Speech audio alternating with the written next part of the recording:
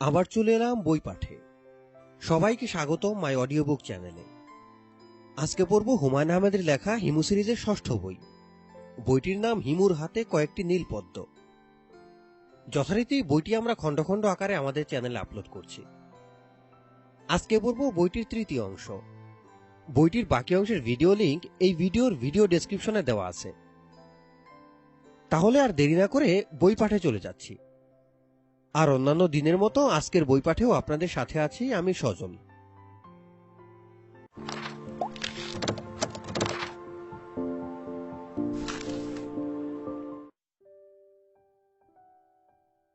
মারিয়ার বাবা আসাদুল্লাহ সাহেবের সঙ্গে আমার পরিচয় হয় বলাকা সিনেমা হলের সামনের পুরনো বইয়ের দোকানে। আমি দূর থেকে লক্ষ্য করলাম এক ভদ্রলোক পুরনো বইয়ের দোকানের সামনে দাঁড়িয়ে, তার হাতে চামড়ায় বাঁধানো একটা মোটা বই। তিনি খুবই অসহায় ভঙ্গিতে চারিদিকে তাকাচ্ছেন, যেন জনতার ভেতর কাউকে খুঁজছেন। ভদ্রলোকের পরনে পায়জামা পাঞ্জাবি, চোখে চশমা, ফটোসেন্সিটিভ গ্লাস বলেই দুপুরের কড়া রোদে সানগ্লাসের মতো কালো হয়ে ভদ্রলোকের চোখ ঢেকে দিয়েছে। আমি ভদ্রলোকের দিকে কয়েক মুহূর্ত হতভম্ব হয়ে তাকিয়ে রইলাম। হতভম্ব হবার প্রধান কারণ, এমন সুপুরুষ আমি কোনোদিন দেখিনি। সুন্দর পুরুষদের কোনো প্রতিযোগিতা নেই, থাকলে বাংলাদেশ থেকে অবশ্যই এই ভদ্রলোককে পাঠানো যেত। চন্দ্রের কলঙ্কের মতো যাবতীয় সৌন্দর্যে খুঁত থাকে। আমি ভদ্রলোকের খুঁতটা কি বের করার জন্য এগিয়ে গেলাম এবং তাকে চমকে দিয়ে বললাম, কেমন আছেন? অপরিচিত কেউ কেমন আছেন বললে আমরা জবাব দেই না।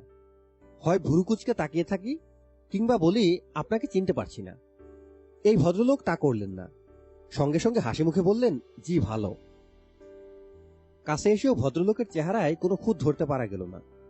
50-এর মতো বয়স, মাথা ভর্তি চুল, চুলে পাক ধরেছে, মাথার আধা আধি চুল পাকা।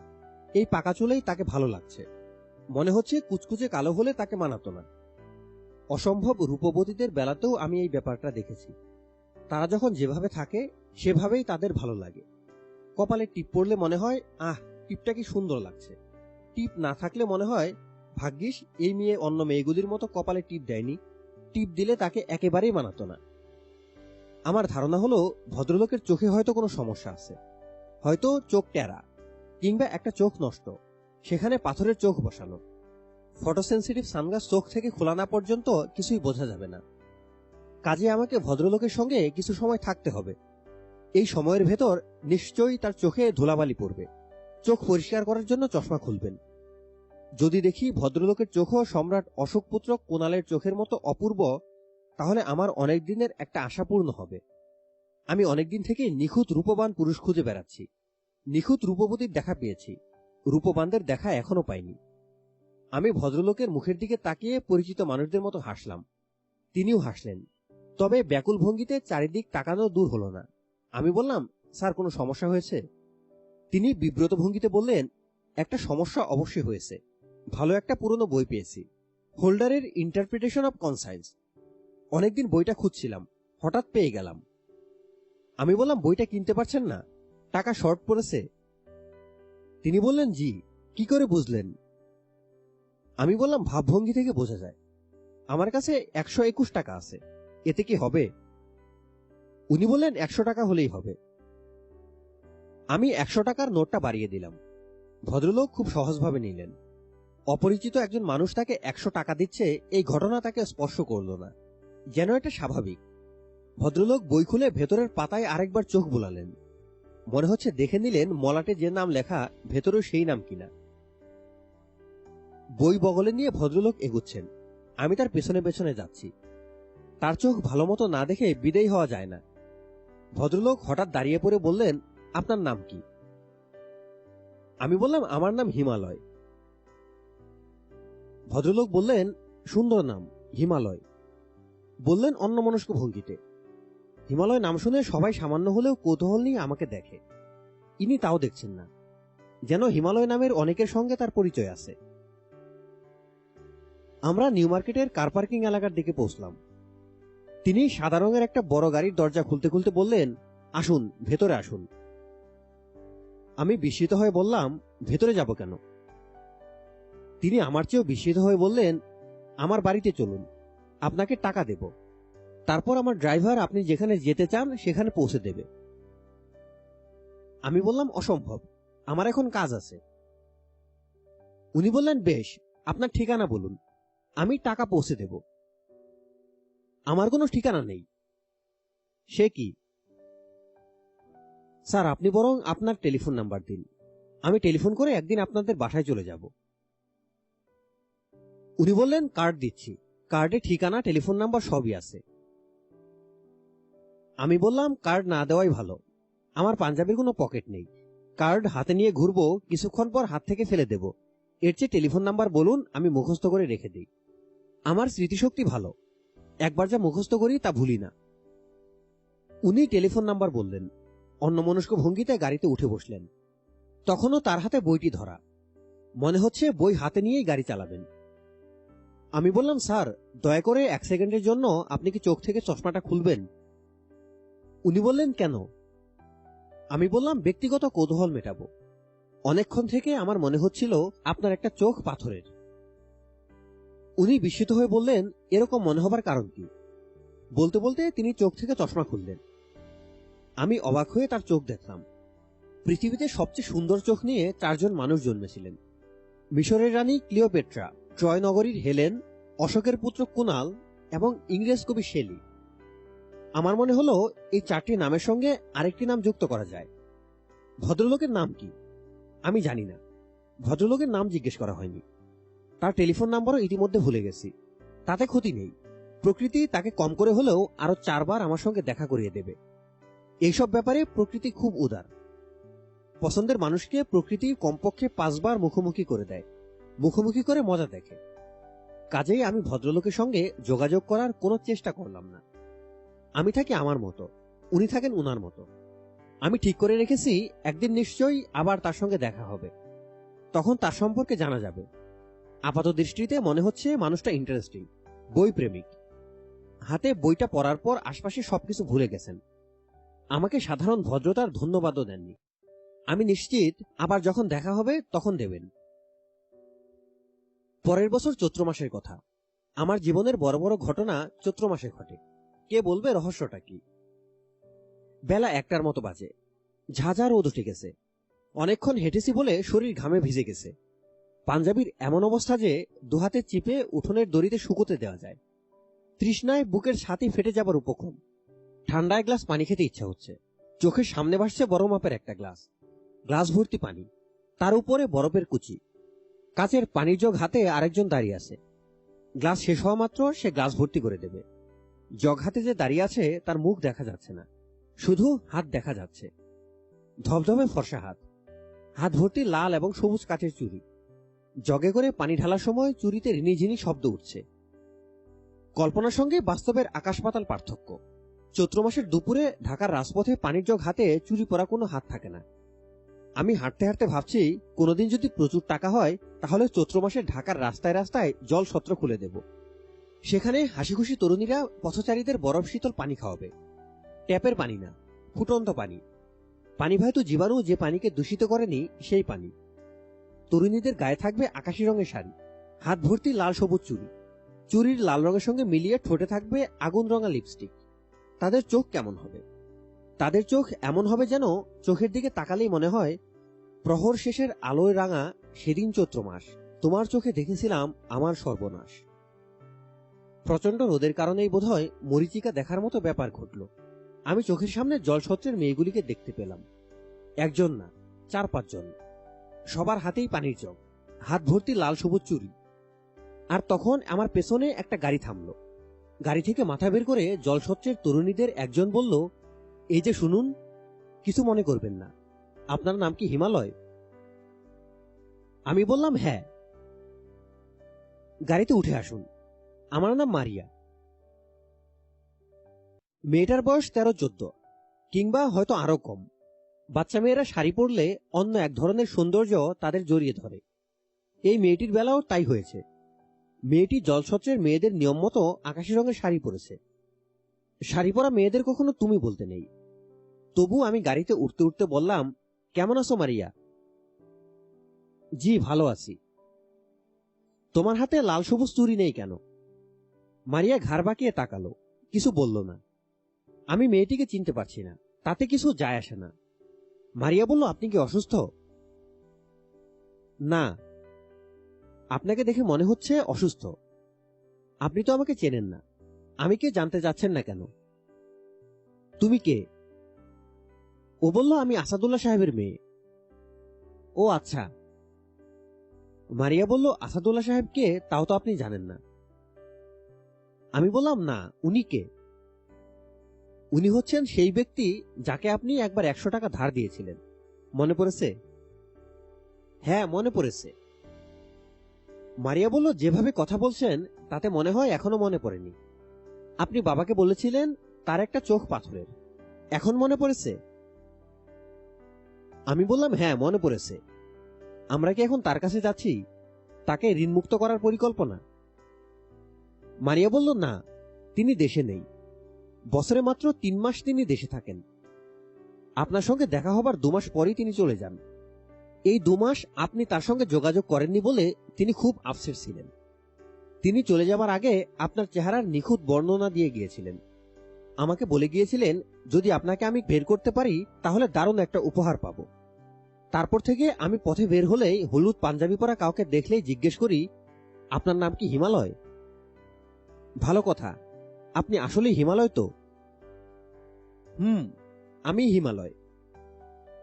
প্রমাণ দিতে পারেন? আমি বললাম, পারি। আপনার বাবা যে বইটা কিনেছিলেন তার নাম ইন্টারপ্রিটেশন অফ কনসায়েন্স। বাবা বলেছিলেন আপনি খুব অদ্ভুত মানুষ। আমার কাছে অবশ্যই তেমন কিছু মনে হচ্ছে না। আমি বললাম, আমরা কোথায় যাচ্ছি? গুলশানের দিকে যাচ্ছি।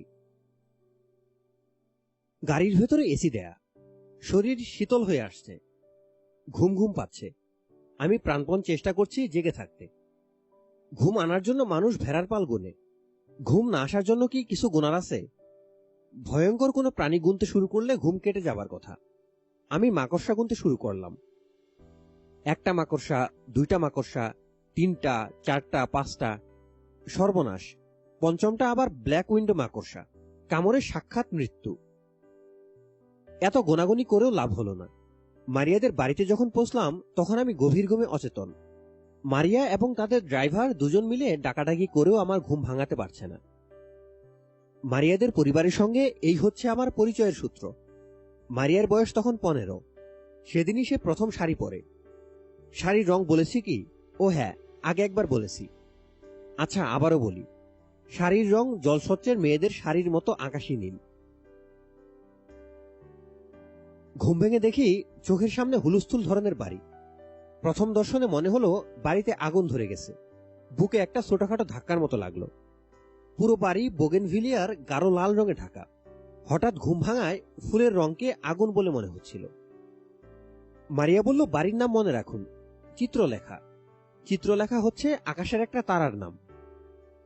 আমি বললাম, ও আচ্ছা। মারিয়া বলল, আজ বাড়িতে কেউ নেই, মা গেছেন রাজশাহী। আমি আবারও বললাম, ও আচ্ছা। আপনি কি টাকাটা নিয়ে চলে যাবেন না একটু বসবেন? আমি বললাম, টাকা নিয়ে চলে যাব। বাড়ির ভেতরে ঢুকবেন না? না। তাহলে এখানে দাঁড়ান। আমি দাঁড়িয়ে রইলাম। মেয়েটা আগ্রহ করেই আমাকে এত দূর এনেছে, কিন্তু আমাকে বাড়িতে ঢোকানোর ব্যাপারে আগ্রহ দেখাচ্ছে না। আমি তাতে তেমন অবাক হলাম না। আমি লক্ষ্য করেছি বেশিরভাগ মানুষই আমাকে বাড়িতে ঢোকাতে চায় না, দরজার ওপাশে রেখে আলাপ করিয়ে বিদায় করে দিতে চায়। রাস্তায় রাস্তায় দীর্ঘদিন হাঁটাহাঁটির ফলে আমার চেহারায় হয়তো রাস্তাভাব চলে এসেছে। রাস্তাভাবের লোকজনদের কেউ ঘরে ঢোকাতে চায় না। রাস্তাভাবের লোক রাস্তাতেই ভালো। কবিতা আছে না, বন্যেরা বনে সুন্দর, শিশুরা মাতৃ করে। আমি সম্ভবত রাস্তাতেই সুন্দর। হিমালয় সাহেব। আমি তাকালাম। বাড়ির ভেতর থেকে মারিয়া ইনস্টিমেটিক ক্যামেরা হাতে বের হয়েছে। বের হতে অনেক সময় নিয়েছে, কারণ সে শাড়ি বদলেছে। এখন পরেছে স্কার্ট। স্কার্ট পরায় একটা লাভ হয়েছে। মেয়েটা যে অসম্ভব রূপবতী তা পরিষ্কার হয়ে গেছে। শাড়িতে যেমন অপূর্ব লাগছিল, স্কার্টেও তেমন লাগছে। দীর্ঘ সময় গেটের বাইরে রোদে দাঁড়িয়ে থাকার কষ্ট মেয়েটাকে দেখে একটু যেন কমল। মারিয়া বলল, আপনি সূর্যকে সামনে রেখে একটু দাঁড়ান, মুখের উপর সানলাইট পড়ুক, আপনার ছবি তুলব। বাবাকে ছবির একটা কপি পাঠাতে হবে।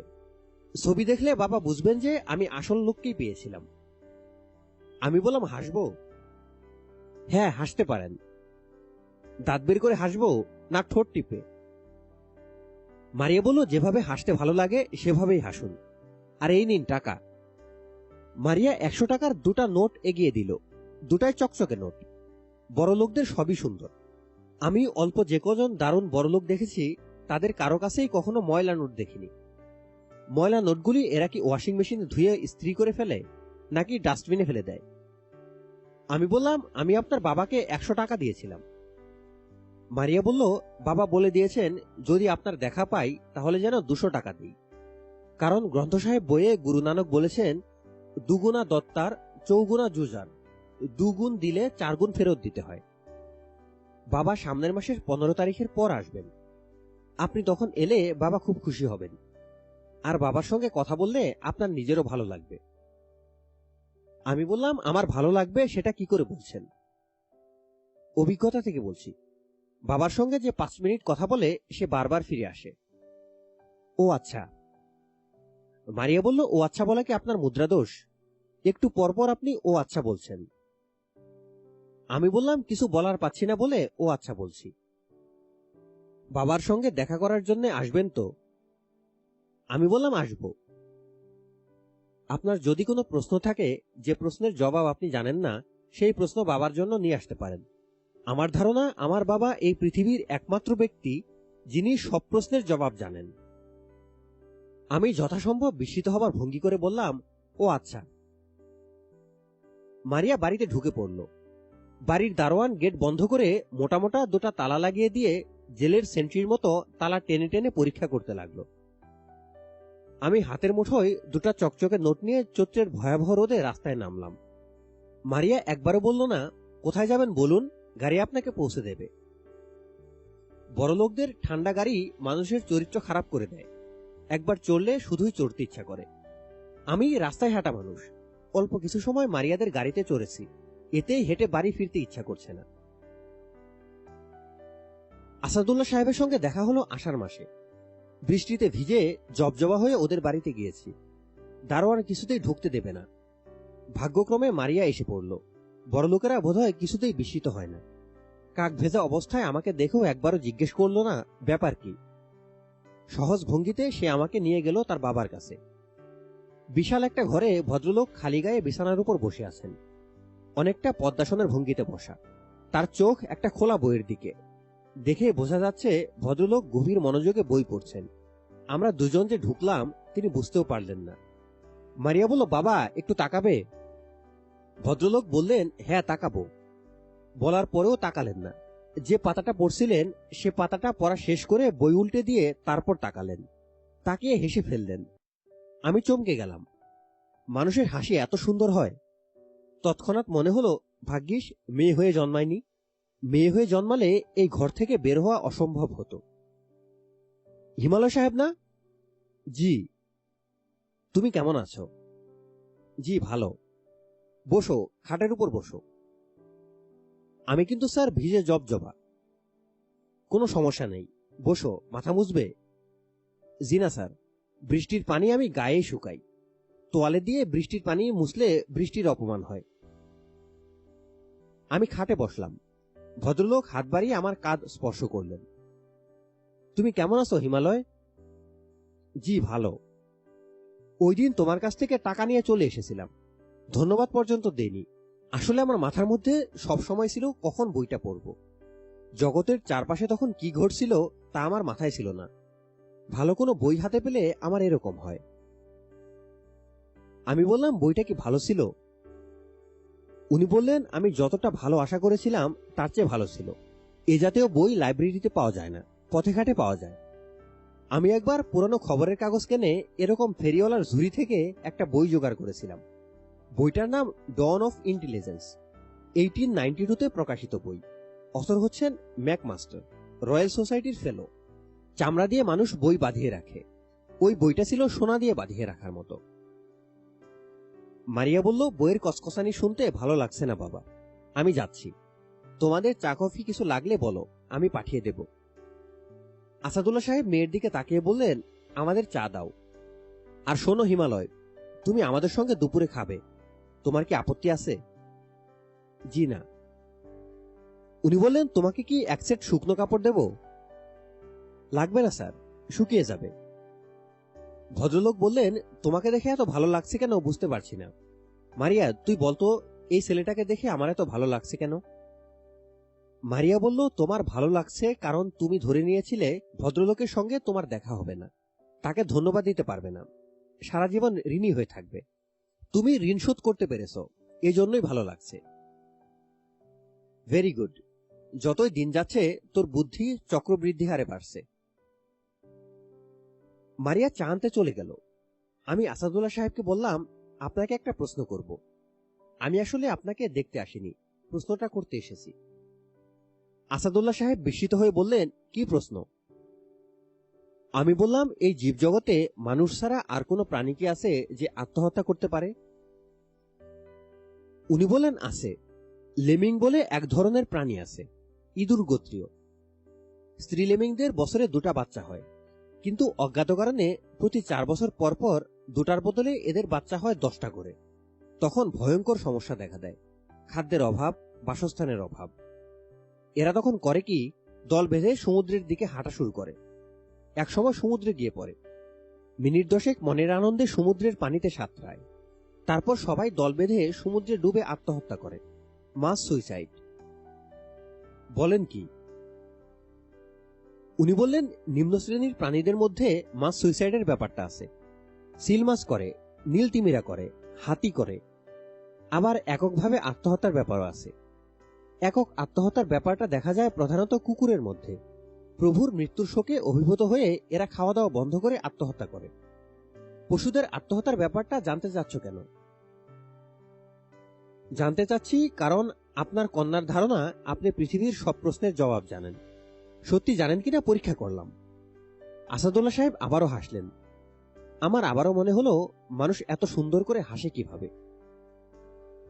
উনি বললেন, মারিয়ার এরকম ধারণা অবশ্যই আছে, যদিও তার মার ধারণা আমি পৃথিবীর কোনো প্রশ্নেরই জবাব জানি না।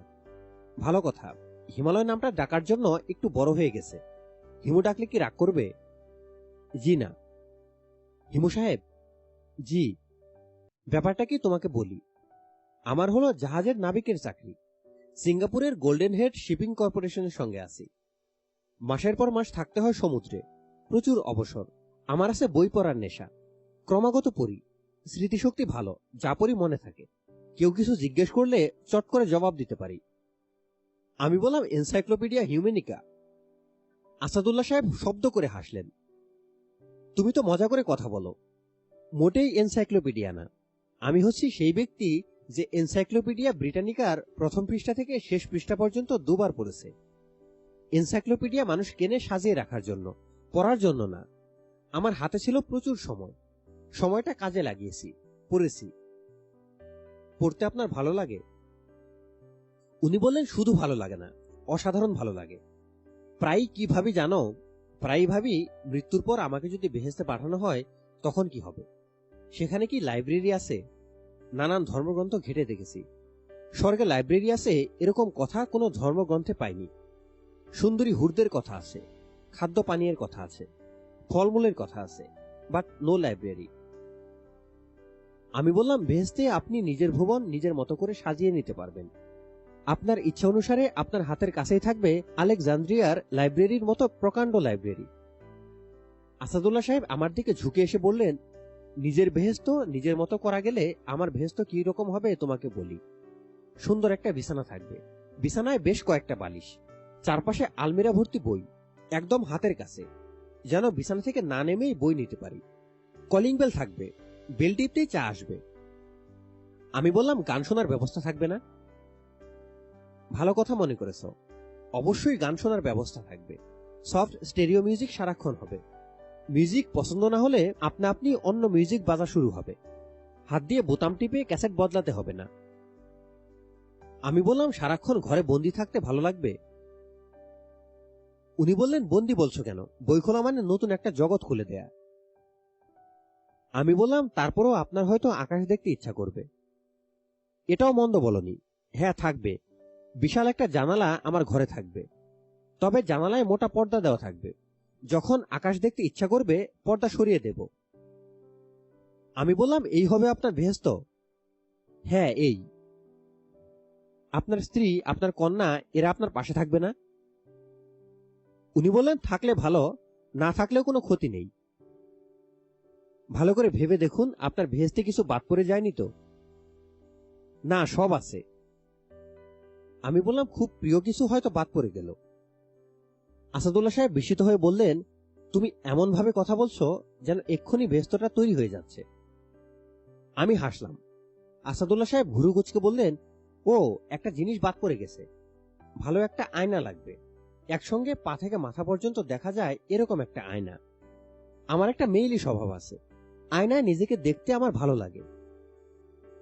আমি বললাম, সবারই আয়নায় নিজেকে দেখতে ভালো লাগে। আসাদুল্লাহ সাহেব চুরুট ধরাতে ধরাতে বললেন, তুমি কি জানো, আয়নায় মানুষ যে ছবিটা দেখে সেটা আসলে ভুল ছবি, উল্টো ছবি। আয়নার ছবিটাকে বলে মিরর ইমেজ। আয়নায় নিজেকে দেখা যায় না, উল্টো মানুষ দেখা যায়। আমি বললাম, এমন একটা আয়না কি বানানো যায় না যেখানে মানুষ যেমন তেমনই দেখা যাবে? উনি বললেন, সেই চেষ্টা কেউ করেনি। আসাদুল্লাহ সাহেব হঠাৎ খুব চিন্তিত হয়ে পড়লেন, ভুরু কুঁচকে ফেললেন। আমি বললাম, এত চিন্তিত হয়ে কি ভাবছেন? ভাবছি বেহেশতের পরিকল্পনায় কিছু বাদ পড়ে গেল কিনা। আসাদুল্লাহ সাহেব মৃত্যুর আগেই তার বেহেশত পেয়ে গেছেন। তার 4টা গাড়ি থাকা সত্ত্বেও 1 মে মাসে ঢাকা শহরে রিক্সা নিয়ে বের হলেন। গাড়িতে চড়লে আকাশ দেখা যায় না, রিক্সায় চড়লে আকাশ দেখতে দেখতে যাওয়া যায় বলেই রিক্সা নেয়া। আকাশ দেখতে দেখতে যাচ্ছিলেন, একটা টেম্পো এসে রিক্সাকে ধাক্কা দিল। এমন কিছু ভয়াবহ ধাক্কা না, তারপরেও তিনি রিক্সা থেকে পড়ে গেলেন। মেরুদণ্ডের হাড় ভেঙে গেল, পেরোপ্লাজিয়া হয়ে গেল, সুষমা কাণ্ড ক্ষতিগ্রস্ত হলো। তার বাকি জীবনটা কাটবে বিছানায় শুয়ে শুয়ে, ডাক্তাররা সেরকমই বলেছেন। আমি তাকে একদিন দেখতে গেলাম। যে ঘরে তিনি আছেন তার ঠিক মাঝখানে বড় একটা বিছানা, বিছানায় 5-6টা বালিশ, 3 পাশে আলমিরা ভর্তি বই, হাতের কাছে স্টেরিও সিস্টেম। বিছানার মাথার কাছে বড় জানালা, জানালায় ভিনেসিয়ান ব্লাইন্ড। সবই আছে, শুধু কোনো আয়না চোখে পড়ল না। আমাকে দেখে আসাদুল্লাহ সাহেব হাসি মুখে বললেন, খবর কি হিমু সাহেব? আমি বললাম, জি ভালো। তোমার কাজ তো শুনি রাস্তায় রাস্তায় হাঁটাহাঁটি করা, হাঁটাহাঁটি ঠিকমতো হচ্ছে? আমি বললাম, হচ্ছে। কি খাবে বলো, চা না কফি? একবার বেল টিপলে চা আসবে, 2বার টিপলে কফি। খুব ভালো ব্যবস্থা। আমি বললাম, কফি খাবো। আসাদুল্লাহ সাহেব 2বার বেল টিপলেন, আবারও হাসলেন। তার হাসি আগের মতোই সুন্দর। প্রকৃতি তাকে বিছানায় ফেলে দিয়েছে, কিন্তু সৌন্দর্য হরণ করেনি। সেদিন বরং হাসিটা আরো বেশি সুন্দর লাগলো। হিমু সাহেব। জি। জীবিত অবস্থাতেই আমি আমার কল্পনার বেহেশত পেয়ে গেছি। আমার কি উচিত না গড অলমাইটির প্রতি কৃতজ্ঞতায় অভিভূত হওয়া? আমি বললাম, আমি ঠিক বুঝতে পারছি না। উনি বললেন, আমিও ঠিক বুঝতে পারছি না। কবিতা শুনবে? আপনি শোনাতে চাইলে শুনব। উনি বললেন, আগে কবিতা ভালো লাগতো না, ইদানিং লাগছে, শোনো। আসাদুল্লাহ সাহেব কবিতা আবৃত্তি করলেন। ভদ্রলোকের সবকিছুই আগের মতো আছে, শুধু গলার স্বর সামান্য পরিবর্তন হয়েছে। মনে হয় অনেক দূর থেকে কথা বলছেন। এখন বাতাস নেই, তবু শুধু বাতাসের শব্দ হয় বাতাসের মতো সময়ের। কোনো রৌদ্র নেই, তবু আছে। কোনো পাখি নেই, তবু রৌদ্র সারাদিন হংসের আলোর কণ্ঠ রয়ে গেছে। বলো দেখি, কার কবিতা? বলতে পারছি না, আমি কবিতা পড়ি না। উনি বললেন, কবিতা পড়ো না? জি না, আমি কিছুই পড়ি না। 2-একটা জটিল কবিতা মুখস্থ করে রাখি মানুষকে ভরকে দেবার জন্য। আমার কবিতাবৃত্তি বলতে এইটুকুই। কফি চলে এসেছে, গন্ধ থেকেই বোঝা যাচ্ছে খুব ভালো কফি। আমি কফি খাচ্ছি। আসাদুল্লাহ সাহেব উপর হয়ে শুয়ে আছেন, তার হাতে কফির কাপ। তিনি কফির কাপে চুমুক দিচ্ছেন না, তাকিয়ে আছেন জানালার দিকে। সেই জানালায় ভারী পর্দা, আকাশ দেখার উপায় নেই। আসাদুল্লাহ সাহেবের এখন হয়তো আকাশ দেখতে ইচ্ছা করে না।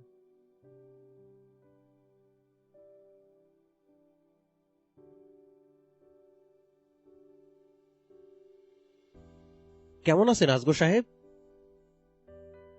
জি ভালো।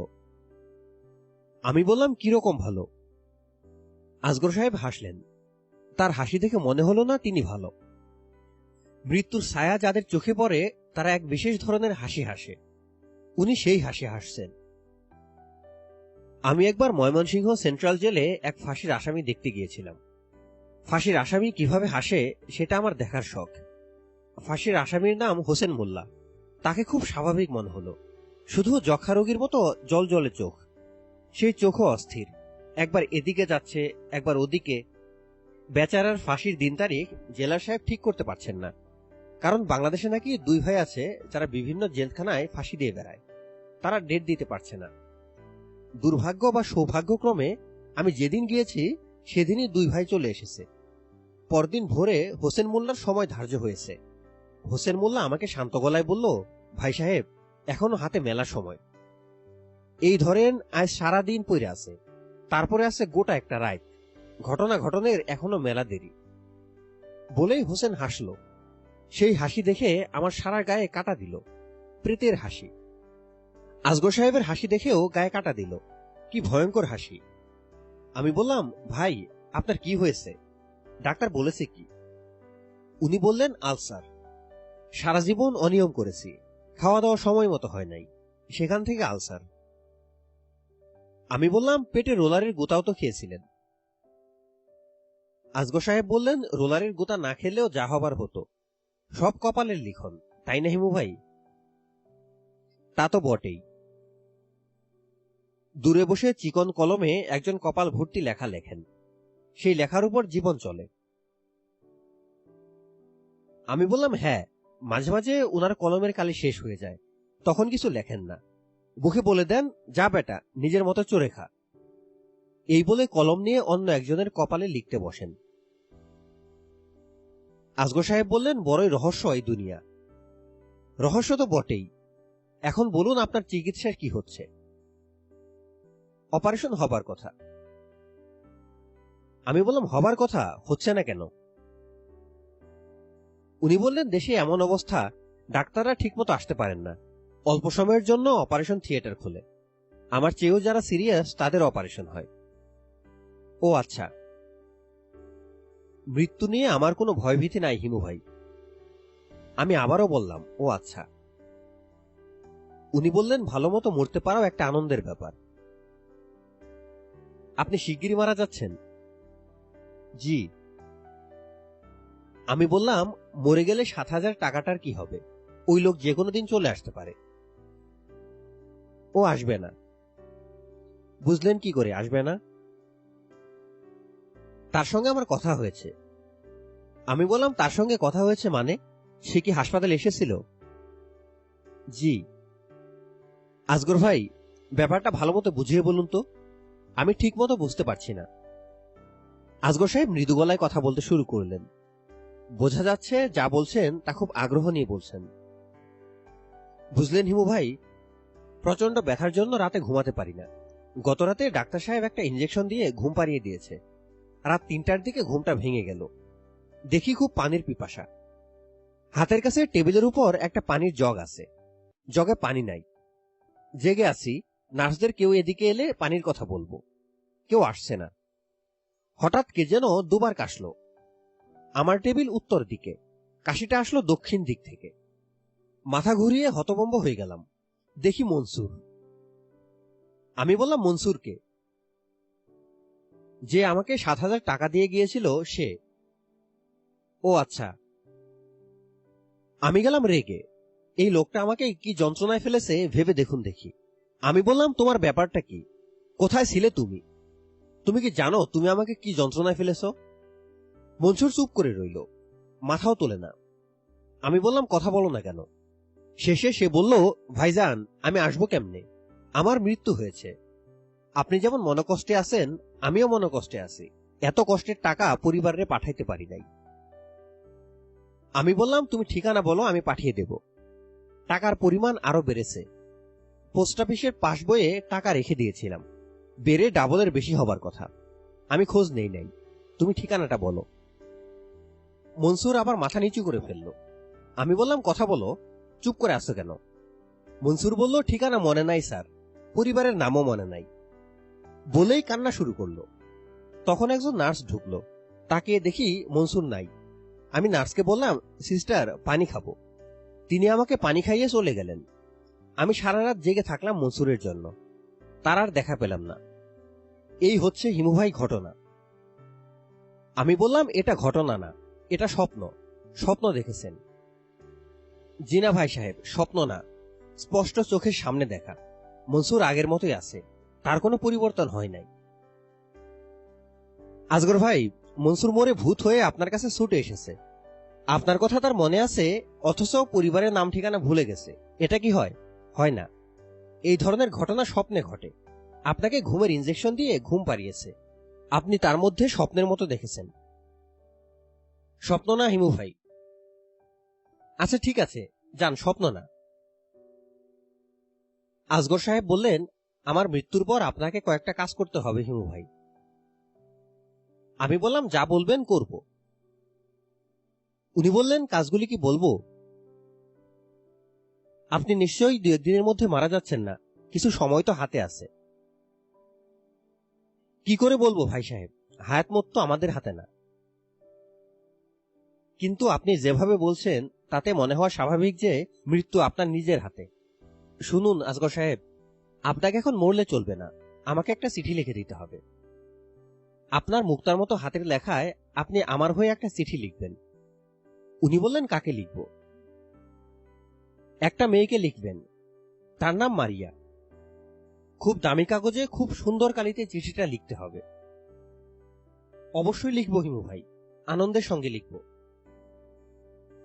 আমি বললাম, সমস্যা হলো কি জানেন, অসহযোগের জন্য দোকানপাট সব বন্ধ, দামি কাগজ যে কিনবো সেই উপায় নেই। কাজেই অসহযোগ না কাটা পর্যন্ত যেভাবেই হোক আপনাকে বেঁচে থাকতে হবে। এটা মনে রাখবেন, আমাকে যদি এই চিঠিটা লিখে না দিয়ে যান তাহলে আমার একটা আফসোস থাকবে। আজগর সাহেব বললেন, আপনার চিঠি আমি অবশ্যই লিখে দেব হিমু ভাই। আমি বললাম, তাহলে আজ উঠি। আরেকটু বসেন। আমি বললাম, অসুস্থ মানুষের পাশে বসে থাকতে ভালো লাগে না। আজগর সাহেব নিচু গলায় বললেন, আমার শরীরটা অসুস্থ, কিন্তু হিমু ভাই, মনটা সুস্থ। আমার মনে কোনো রোগ নাই। আমি চমকে তাকালাম। মৃত্যু লক্ষণ বলে একটা ব্যাপার আছে। মৃত্যুর আগে আগে এইসব লক্ষণ প্রকাশ পায়। মানুষ হঠাৎ করে উচ্চ স্তরের দার্শনিক কথাবার্তা বলতে শুরু করে। তাদের চোখের জ্যোতি নিভে যায়, চোখে কোনো প্রাণ থাকে না।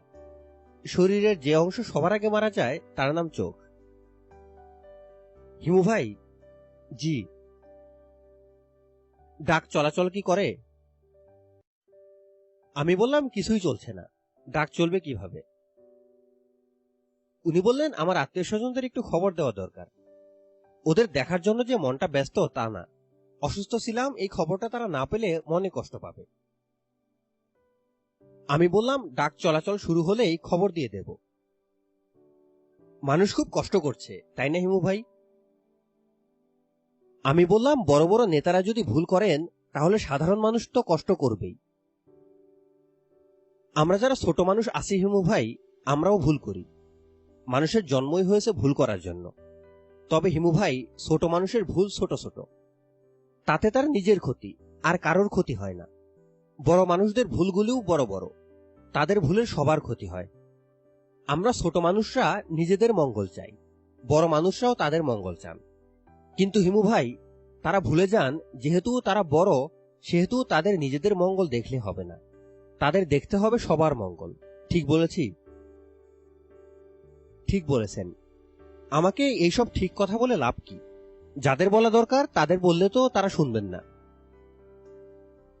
আজগর সাহেব বললেন, একটা কি ব্যবস্থা করা যায় হিমু ভাই? আমি খালেদা জিয়ার সঙ্গে 2টা কথা বলবো, শেখ হাসিনার সঙ্গে 2টা কথা বলবো। এরশাদ সাহেবের সঙ্গে তো কথা বলা যাবে না, উনি জেলে। আমি বললাম, কারো সঙ্গেই কথা বলা যাবে না, নেতারা সবাই আসলে জেলে।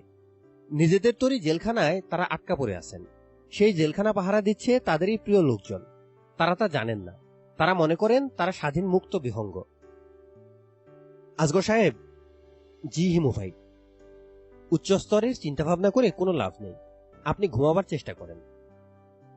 জি আচ্ছা, আপনাকে একটা কথা বলবো হিমু ভাই, যদি কিছু মনে না করেন। জি না, কিছু মনে করব না। উনি বললেন, আপনি যে চিঠিটা আমাকে দিয়ে লেখাবেন সেই চিঠির কাগজটা আমি কিনব। সেটা হলে তো খুবই ভালো হয়, আমার হাত একেবারে খালি। উনি বললেন, বাংলাদেশের সবচেয়ে দামি কাগজটা আমি আপনার জন্য কিনব হিমু ভাই। আমি বললাম, শুধু কাগজ কিনলে তো হবে না, কলমও লাগবে, কালিও লাগবে। সবচেয়ে দামি কাগজে 2 টাকা দামের বল পয়েন্টে লিখবেন তা তো হয় না। দামি কাগজে লেখার জন্য লাগে দামি কলম। খুবই খাঁটি কথা বলেছেন হিমু ভাই। কলম আর কালিও আমি কিনব। আমি যে আপনাকে কি পছন্দ করি তা আপনি জানেন না হিমু ভাই। জানবো না কেন, জানি। ভালোবাসা মুখ ফুটে বলতে হয় না, ভালোবাসা টের পাওয়া যায়। আজ যাই আজগর সাহেব, দেশ স্বাভাবিক হোক, দোকানপাট খুলুক, আপনাকে সঙ্গে নিয়ে কাগজ কলম কিনে আনব। অবশ্যই অবশ্যই। আর ইতিমধ্যে যদি মনসুর এসে আপনাকে বিরক্ত করে তাহলে কোষে ধমক লাগাবেন। মানুষ হয়ে ভূতের হাঙ্কি বাঙ্কি সহ্য করা কোনো কাজের কথা না।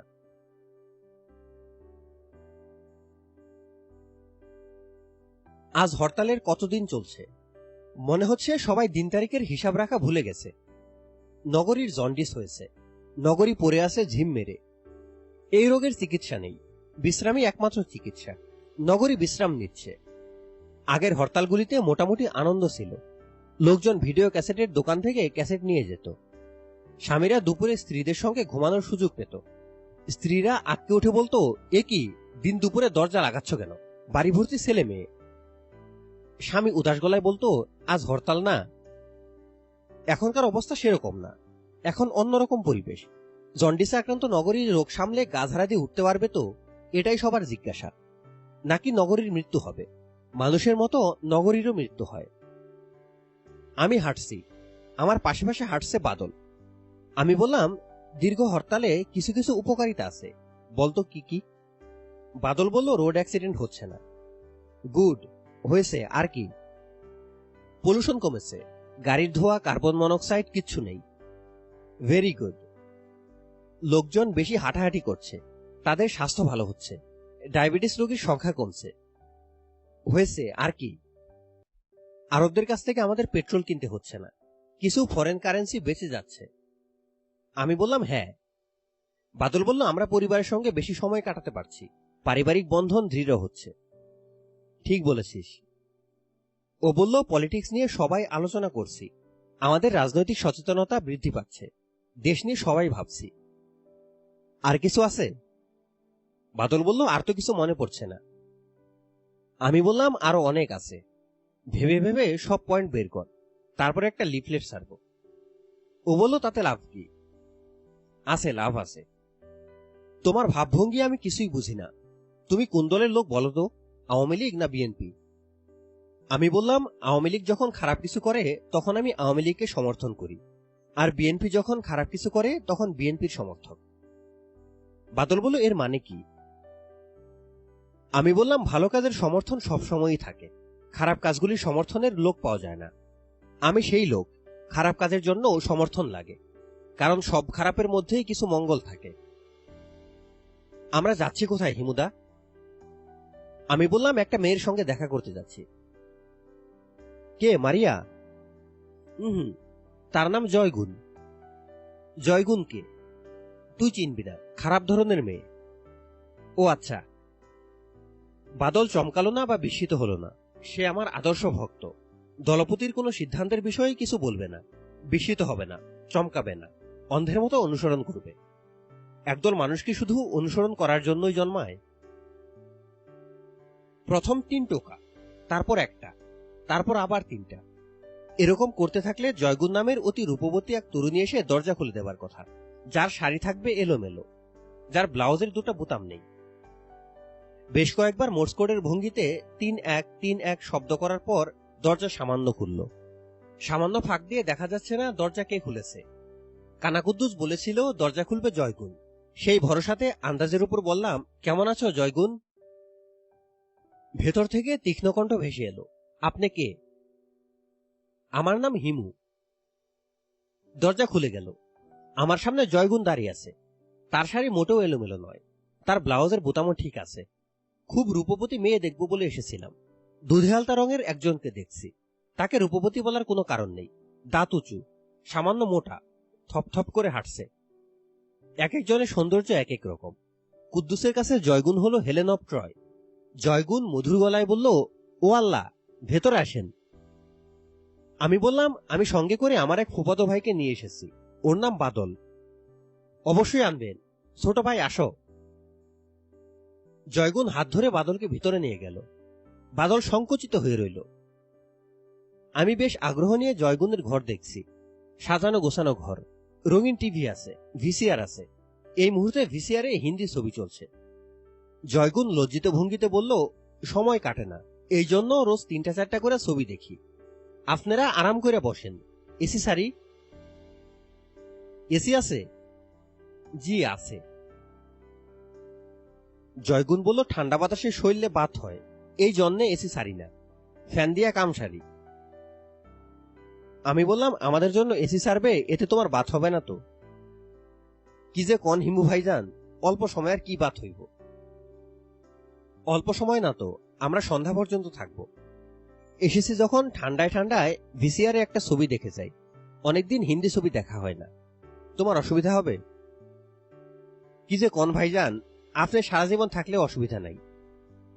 তুমি একা থাকো? একাই থাকি। রান্নাবান্না কে করে? কেউ করে না, হোটেল থেকে খাওয়ান আসে। কাজকামের লোক রাখন আমার পোষায় না, খালি ভ্যান ভ্যান করে। আমার হোটেলের সঙ্গে কন্টাক্ট। ভালো ব্যবস্থা তো। কপি খাইবেন? কপি বানানির জিনিস আছে। আমি বললাম, হ্যাঁ, কপি খাওয়া যায়। জয়গুণ অতি ব্যস্ততার সঙ্গে কফি আনতে গেল। আমি জয়গুণের বিছানায় পা তুলে উঠে বসতে বসতে বললাম, বাদল আয়, কোলবালিশে হেলান দিয়ে আরাম করে বস, একটা হিন্দি ছবি দেখি। 2 দিন পর গায়ে কেরোসিন ঢেলে মরে যাবি। হিন্দি ছবি দেখে মনটা ঠিকঠাক কর। ও বলল, তুমি কি সত্যি সত্যি ছবি দেখবে? অবশ্যই। এই মেয়েটাকে তুমি চেনো কিভাবে? আমি চিনি না, কানা কুদ্দুস চেনে। কানা কুদ্দুসকে? আমি বললাম, ভয়াবহ খুনি, মানুষ মারা তার কাছে কোনো ব্যাপারই না, মশা মারার মতোই সহজ। বাদল বলল, এই ভদ্রমহিলা কি ওনার স্ত্রী? প্রায় সেরকমই। জয়গুণ হচ্ছে কানা কুদ্দুসের বর্ণলতা সেন। বাদল বলল, ভদ্রমহিলা কি সুন্দর দেখেছো হিমুদা? সুন্দর? বাদল বলল, আমি তো এত সুন্দর মেয়ে আমার জীবনে দেখিনি। তাই নাকি? হ্যাঁ, যতই দেখছি ততই অবাক হচ্ছি। আমি বললাম, তোর মনে হচ্ছে না দাঁতগুলি বেশ উঁচু? বাদল বলল, তোমার দাঁতের দিকে তাকাবার দরকার কি? তাও তো বটে, দাঁতের দিকে তাকাবো কেন? হাতি হলে দাঁতের দিকে তাকানোর একটা ব্যাপার চলে আসতো। গজদন্ত বিরাট ব্যাপার, মানবদন্ত তেমন কোনো ব্যাপার না। মানবদন্তের জন্ম হয় ডেন্টিস্টের তুলে ফেলার জন্য। বাদল বলল, তোমার কথায় কিছু বুঝতে পারছি না। আমি বললাম, বোঝার কি দরকার আছে? ও বলল, না, দরকার নেই। জয়গুণ মগে করে কফি নিয়ে এসেছে। এক এক মগে এক এক পোয়া করে চিনি দিয়ে বাঁধানো এক ঘন সিরাপ জাতীয় বস্তু। আমি মুখে দিয়ে বললাম, অপূর্ব।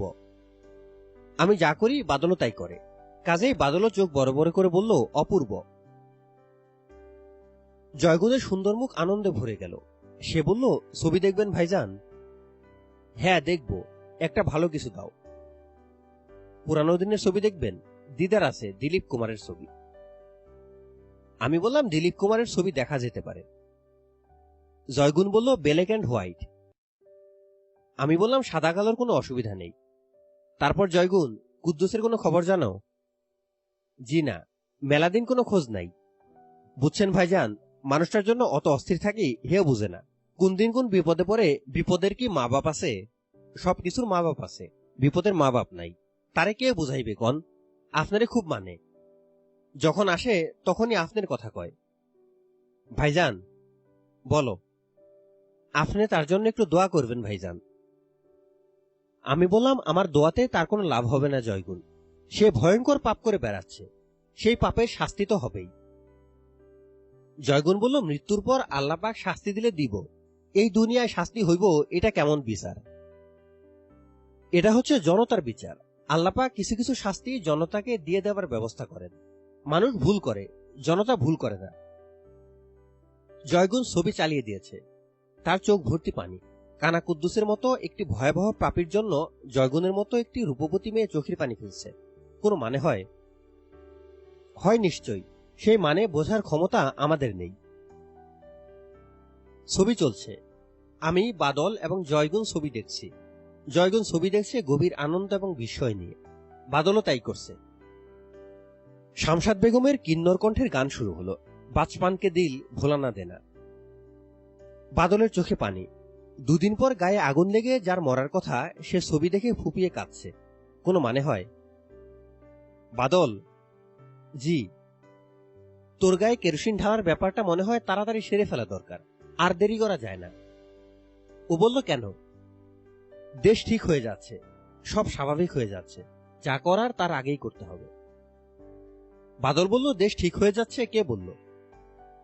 আমি বললাম, মাঝে মাঝে আমি ভবিষ্যৎ দেখতে পাই। বাদল কিছু বলল না। আমার কথা সে শুনতে পায়নি। তার সমস্ত ইন্দ্রিয় এখন দিলীপ কুমারের কর্মকাণ্ডে নিবেদিত। আমি বিছানায় লম্বা হয়ে শুয়ে পড়লাম। ঘুম ঘুম পাচ্ছে, খানিকক্ষণ ঘুমিয়ে নেওয়া যেতে পারে। হিন্দি আমি বুঝি না, ছবির কথাবার্তায় কিছুই বুঝতে পারছি না। বাদল এবং জয়গুণের ভাবভঙ্গি দেখে মনে হচ্ছে ছবি দেখার জন্য হলেও হিন্দি শেখার দরকার ছিল। আমি শুনেছি হিন্দি খুব নাকি মিষ্টি ভাষা। আমার মনে হয় না। লেডিস টয়লেটের হিন্দি হচ্ছে দেবীও কি হাগান কুঠি, অর্থাৎ দেবীদের হাগা ঘর। যে ভাষায় মেয়েদের বাথরুমের এমন কুৎসিত নাম, সেই ভাষা মিষ্টি হবার কোনো কারণ নেই। আমি পাশ ফিরে ঘুমিয়ে পড়লাম। বইটির বাকি অংশ শুনতে আমাদের সাথেই থাকুন। বাকি অংশের ভিডিও লিংক এই ভিডিওর ডেসক্রিপশনে দেওয়া আছে। সবাইকে ধন্যবাদ।